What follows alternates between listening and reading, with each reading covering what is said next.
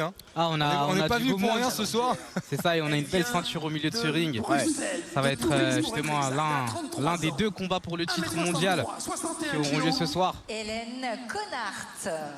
Elle sera opposée ce soir à l'Israélienne Nili Block. Elle a 29 ans, 1m65 pour 61,5 kg. Tandis qu'on voit le tail of the tape, la carte de ce combat.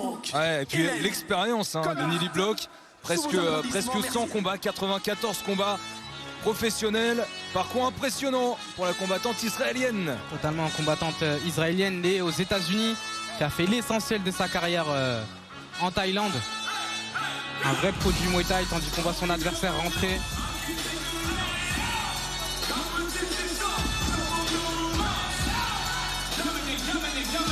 Hélène Connart, combattante belge. Surmotivée. Hein. C'est ça. Et elle tente l'exploit ce soir. Elle a déjà obtenu un titre de championne du monde ISK, mais dans 2 catégories en dessous, dans la catégorie des moins de 57 kg. Elle va tenter cet exploit de devenir une deuxième fois championne du monde face à une adversaire plus jeune, avec plus d'expérience. Ouais, plus d'expérience, mais c'est vrai que même si elle a assez peu de combats, Hélène Connart, elle a quand même disputé de grands combats, notamment en fusion, où elle a aussi remporté un titre WACO aussi en juin 2023. Et elle avait connu une période difficile jusqu'en juin 2023, et c'est en juin 2023 qu'elle s'est réellement relancée. Donc elle est sur la pente ascendante, Hélène Connart. Totalement. Nili Block.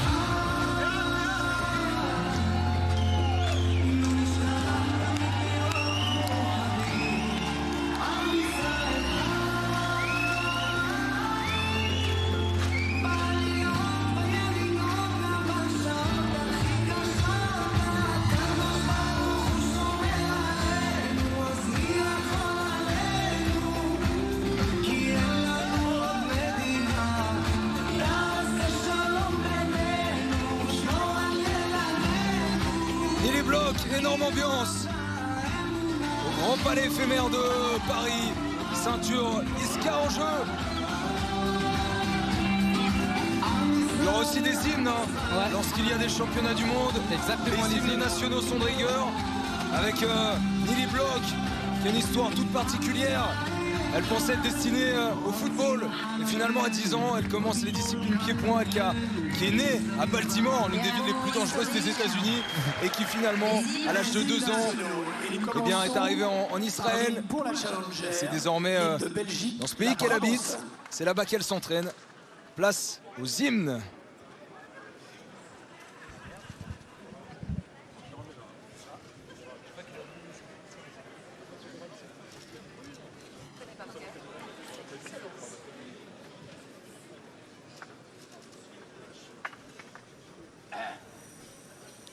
Qui connaît par cœur et qui se lance? La Brabance, hein?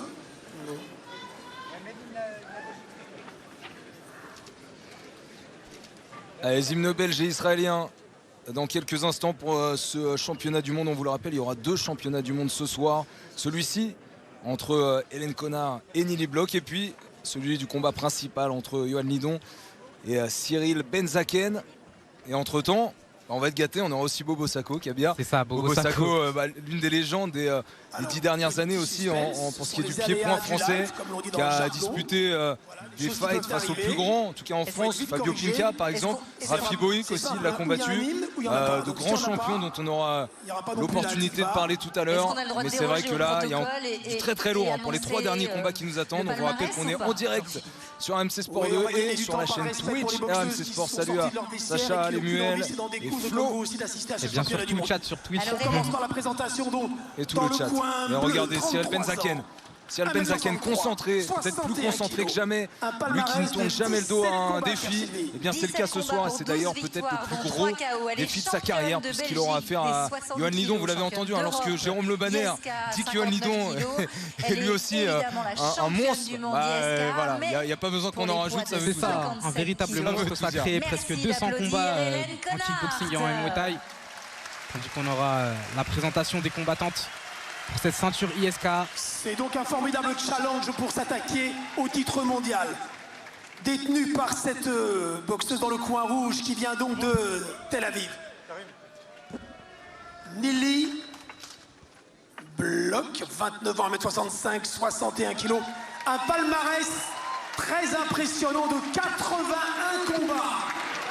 81 combats et multi-championne du monde IFMA, championne d'Europe IFMA et évidemment la tenante du titre, championne du monde K1 ISKA, Nili Bloch. Et belle nouvelle, les hymnes sont prêts. Donc, en l'honneur de la représentante de la Belgique, l'hymne national, la Provence.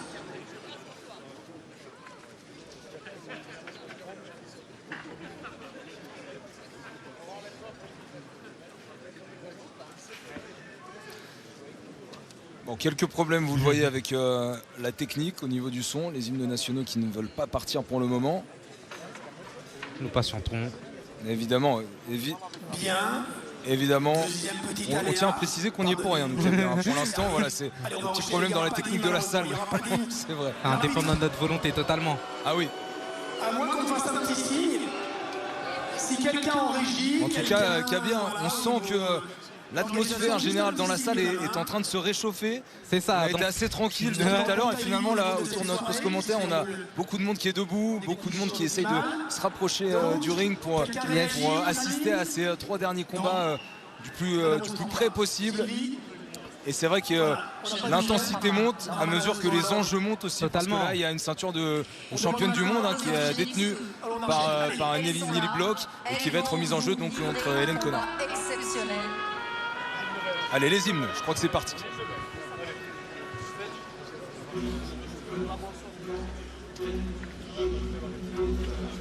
Notre Belgique, ô mère chérie, à toi nos cœurs, à toi nos bras, à toi notre sang, ô patrie. Nous le jurons tous, tu vivras, toujours grande et belle, et ton invincible unité aura pour devise immortelle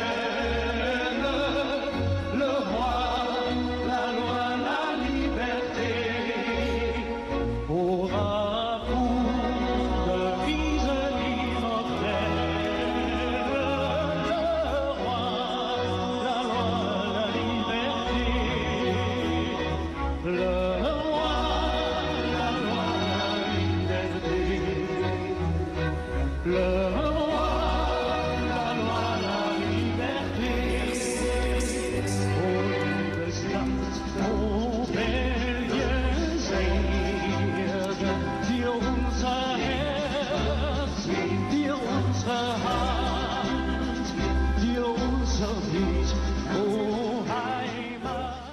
Et sous vos applaudissements, Hélène Connard. À présent, place à l'hymne d'Israël. La Tikva.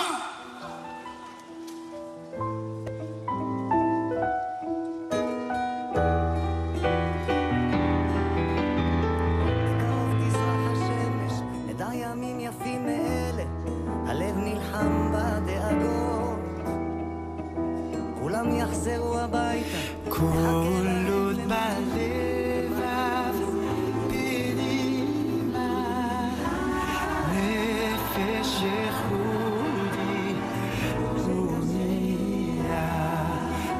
infatti mi sfafo che di hai lezione Sofia o dov'anda ci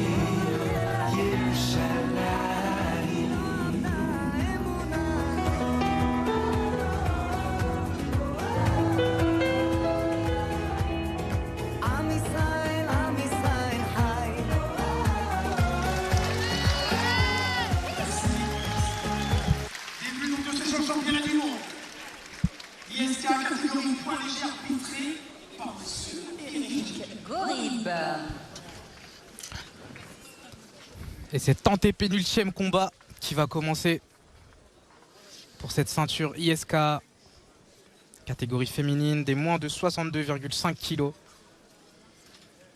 Hélène Connard qui disait en 2020 qu'elle voulait s'ouvrir à l'international, et bien c'est chose faite. La voici en France dans l'un des combats les plus importants de la soirée de kickboxing de l'année. C'est quand même quelque chose, et pour une ceinture mondiale face à une adversaire israélienne. Tout est réuni, Kabir, pour que le spectacle soit bien présent. Totalement, beaucoup d'enjeux pour ce combat. Il nous en reste encore deux autres. Un combat exceptionnel en Muay Thai avec Bobo Sacco qui revient sur le ring. Et bien sûr le main event, le combat phare de ce soir, avec l'opposition entre Cyril Benzaken et Johan Lidon. En direct du Grand Palais éphémère, un cadre spectaculaire. Ouais, c'est assez exceptionnel. Et puis vous le savez, sur RMC Sport, le combat ne s'arrête jamais. Rendez-vous notamment donc cette nuit, 2h30 du matin, pour le combat championnat du monde de boxe anglaise entre Teofimo Lopez et Jemaine Ortiz. Et puis ce week-end, il y aura l'Octogone 53 à 20h30 sur les antennes d'RMC Sport. Dalitista contre Dourte, ceinture des poids pailles. Il y aura l'Hexagone, le retour de Mathieu Leto Duclos contre Alexis Fontes, ceinture intérimaire des moins de 84 kg, samedi à 20h30 aussi. Et puis on aura l'UFC Hermansson contre Pfeiffer, KT de Nassourdine Imavov, qui a combattu la semaine dernière. Attention à Pfeiffer, en 3 soumissions, en 3 combats à l'UFC. Allez, c'est parti pour ce combat championnat du monde avec Hélène Connard, la Belge, short orange, et Lily Bloch, short noir. Lily Bloch qui boxe en position de gauchère.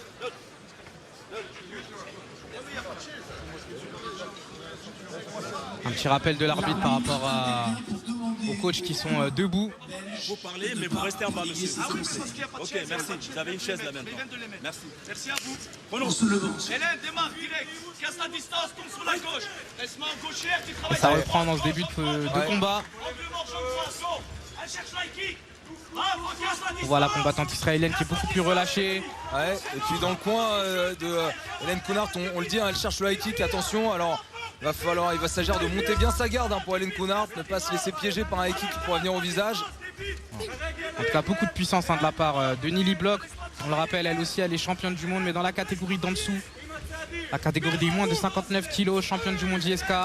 Et là, on voit, il y a un enchaînement. Elle ne se défend pas, Hélène. Elle est comptée. Elle est comptée. Ouais, même si elle semblait poser une légère résistance. L'arbitre qui a préféré la compter, elle va repartir sans aucun problème. Elle est passive, et Lily Bloch qui est justement à fond et qui continue. Les décharge ses frappes. Certainement fait mal, et d'ailleurs on voit qu'elle a moins de répondants là tout de suite. Elle y va avec les poings, elle y va avec des kicks aussi, Lily Bloch les genoux. Elle varie les frappes, elle a encore une fois compté, ça devient très dangereux, elle saigne. Ouais, ouverture au niveau du nez. On pourra avoir une fin de combat beaucoup plus anticipée que prévu.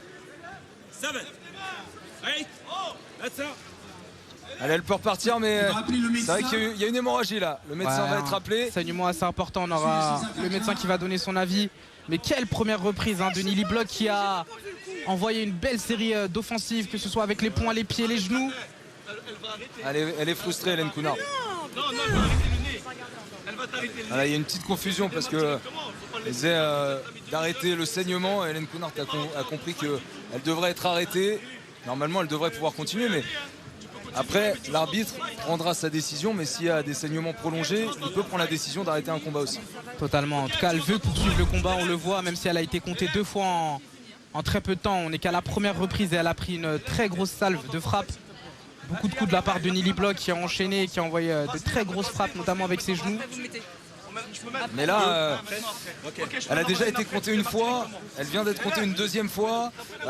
C'est vrai que même sur la séquence entre les deux comptes, elle a été largement dominante, Nili Block. Là, on peut en être sûr. C'est ça, et elle ne cesse d'avancer, elle est en confiance. On va pas la laisser respirer. Et maintenant, Hélène essaie de remiser comme elle peut, mais c'est pas facile pour elle, elle prend beaucoup de frappes. Maintenant, elle sait qu'il faut viser le nez d'Hélène Counard qui est déjà endommagée. Je sais pas si ce combat ira à son terme, hein. Beaucoup de frappes des deux côtés. Il y a quand même de grandes chances que ça s'arrête avant la fin du combat. La chute d'Hélène Counard. L'arbitre très entreprenant qui évite les coups illicites. Il reste moins d'1 minute dans ce round. On en a 5, on est sur un combat de championnat du monde. Beaucoup de rythme en tout cas pour ce premier round.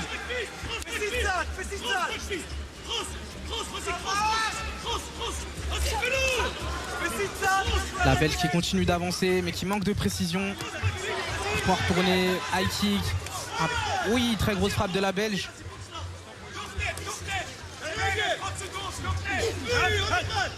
Allez, déjà on lui demande de tenir les 30 secondes qui restent dans ce round. Ça permettrait au staff médical de la Belge de pouvoir la soigner parce que là le saignement s'intensifie. Totalement, elle a un saignement très important, le nez totalement enflé avec un saignement abondant. Et Nili qui continue d'avancer et d'envoyer des grosses frappes, notamment ses gros coups de genoux.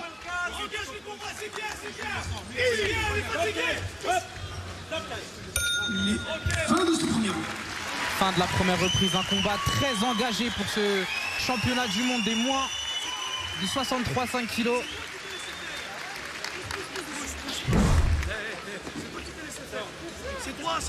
Tandis qu'on voit le replay de ce premier round très actif.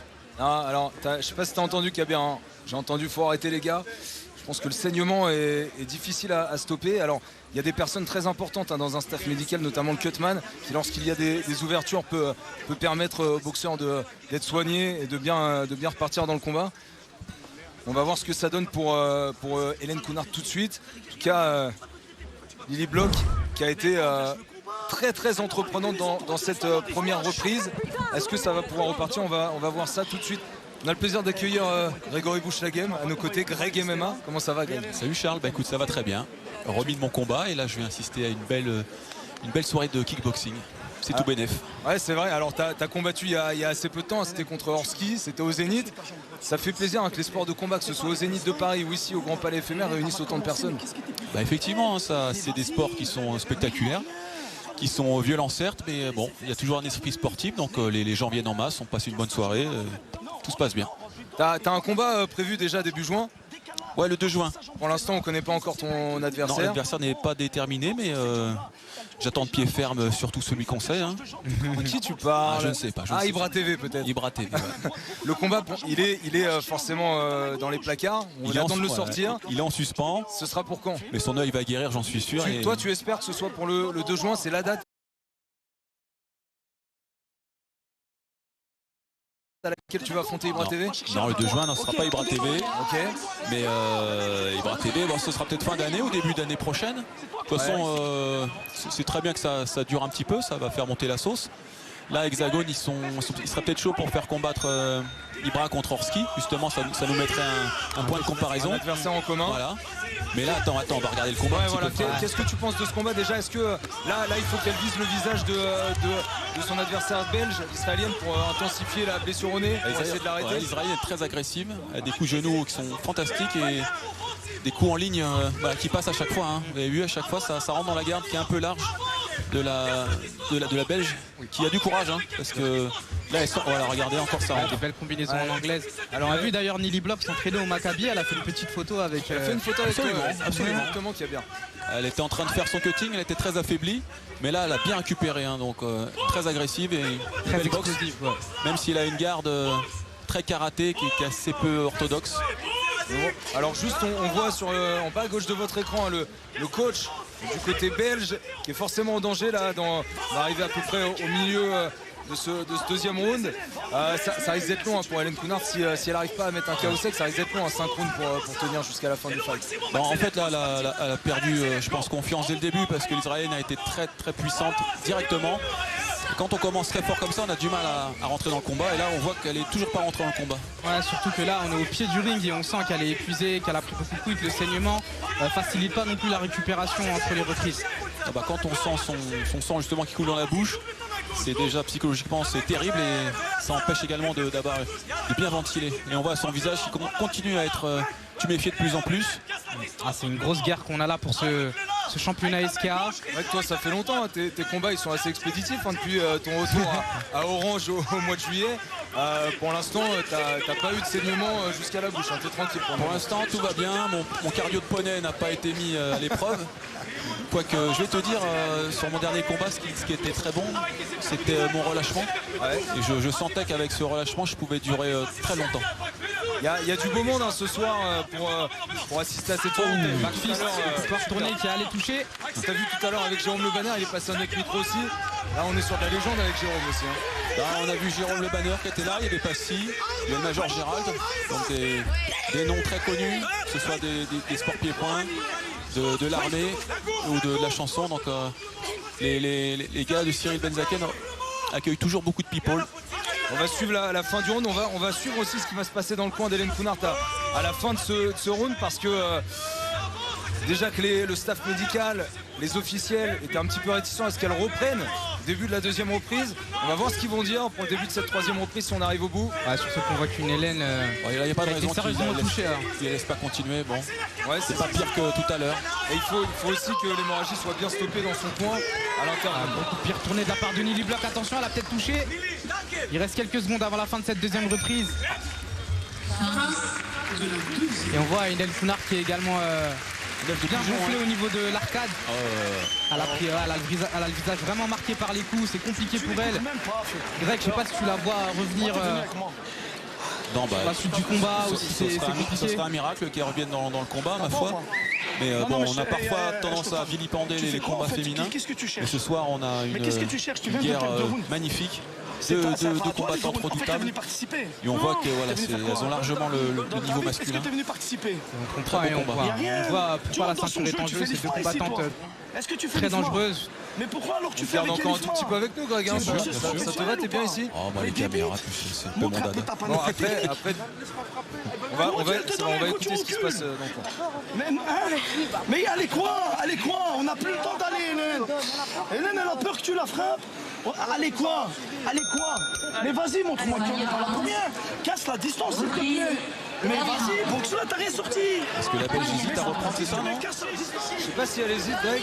En tout cas, c'est surtout son coach qui a parlé. Mais là forcément, il l'incite à prendre les devants. Et c'est elle qui doit prendre l'initiative. Hein. Ça va être la seule solution pour qu'elle puisse stopper Nili Block. Il va falloir qu'elle prenne des risques, c'est certain. C'est ça, il va falloir qu'elle y mette du cœur. Son coach qui essaye de la rebooster. C'est ces moments très importants entre les reprises qui permettent parfois de retourner à un combat.